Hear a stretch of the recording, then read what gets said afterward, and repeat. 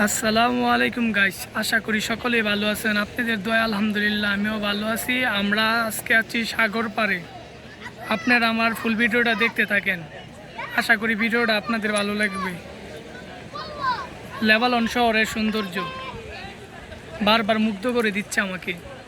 আমার ইউটিউব চ্যানেলে যতগুলো ভিডিও আছে সবগুলো সাগর নিয়ে বানানো।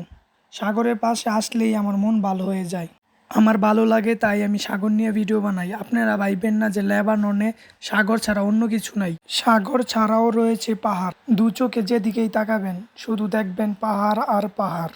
লেবানন দেশটিকে নিয়ে আমি যাই বলবো এই দেশটির কম হয়ে যাবে, প্রশংসা না করলেই নয়। দেশটি প্রাকৃতিক সৌন্দর্যে ভরপুর, আল্লাহর অপরূপ সৃষ্টি।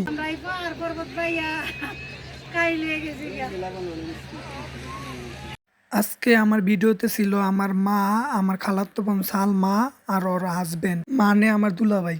আমি ভিডিওতে এসে তেমন কথা গুছায় বলতে পারি না, কারণ আমি নতুন ক্রিয়েটর। আমার ভিডিও বানানোর পিছনে মূল উদ্যোক্তা হলো আমার মা। লাইফ সাপোর্টের মতো অল টাইম আমার পিছনে আছে। আর একটাই কথা, তুমি এগিয়ে যাও, সামনে ভালো কিছু আছে। সাগর দেখলে কান্না ভালো লাগে। যদি তোমার মন খারাপ থাকে তাহলে তুমি সাগরের পাশে যাও।